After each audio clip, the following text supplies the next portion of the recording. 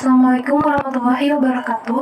Perkenalkan, nama saya Alvin Arianto dengan nomor pokok mahasiswa 101230037. Di sini saya akan memaparkan materi tentang struktur organisasi. Pertama, kita harus paham apa itu struktur organisasi. Struktur organisasi adalah kerangka kerja yang mendefinisikan bagaimana tugas dan tanggung jawab dibagi, dikelompokkan, dan dikoordinasikan dalam sebuah perusahaan. Nah, pemilihan struktur yang tepat itu sangat penting untuk mencapai efisiensi, efektivitas, dan keberhasilan jangka panjang atau mendukung pencapaian tujuan perusahaan. Selanjutnya, di sini terdapat jenis-jenis struktur organisasi. Ada beberapa jenis struktur organisasi. Yang pertama, struktur organisasi fungsional. Yang kedua, divisional. Yang ketiga, matriks.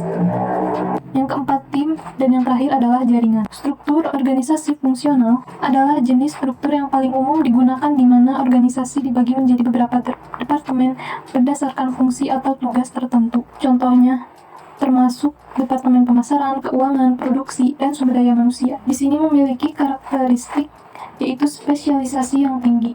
Jadi setiap departemen berisi karyawan dengan keahlian yang sama. Nah, hal ini memungkinkan efisiensi dan efektivitas dalam menjalankan tugas atau fungsi tertentu.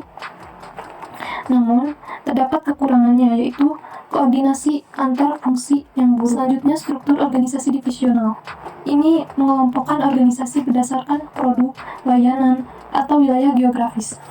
Nah, setiap divisi beroperasi sebagai unit semi-otonom dengan tanggung jawab penuh atas kinerjanya. Kelebihan dari struktur ini yaitu fleksibel dan responsif. Struktur ini lebih fleksibel terhadap pasar dan responsif terhadap kebutuhan pasar lokal atau spesifik produk. Namun memiliki kekurangan, yaitu adanya duplikasi sumber daya di setiap divisi. Selanjutnya, struktur organisasi matriks. Ini adalah kombinasi dari struktur fungsional dan divisional.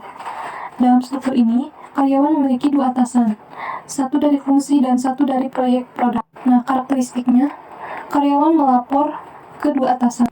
Ini bisa disebut dengan dual reporting. Hal ini akan meningkatkan kolaborasi antar departemen. Kelebihannya, kolaborasi antar departemen itu akan meningkat. Dan untuk kekurangannya, ada potensi konflik antar atasan atau antar manajer fungsi dan proyek. Selanjutnya, struktur organisasi tim. Ini berfokus pada kolaborasi antar anggota tim untuk mencapai tujuan bersama.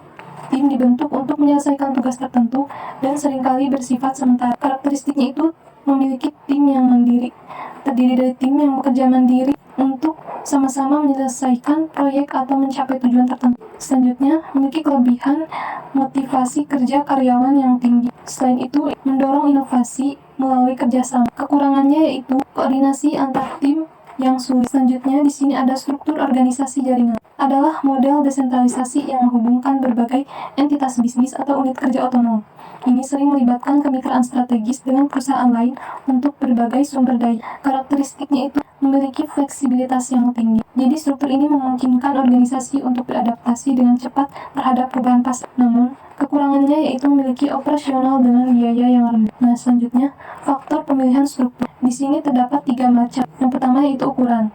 Nah, perusahaan besar butuh struktur yang kompleks. Yang kedua, strategi. Strategi pertumbuhan butuh struktur yang fleksibel. Dan yang terakhir adalah lingkungan. Lingkungan yang dinamis butuh struktur yang adaptif. Selanjutnya, lingkungan. Jadi, setiap jenis struktur organisasi memiliki kelebihan dan kekurangan masing-masing.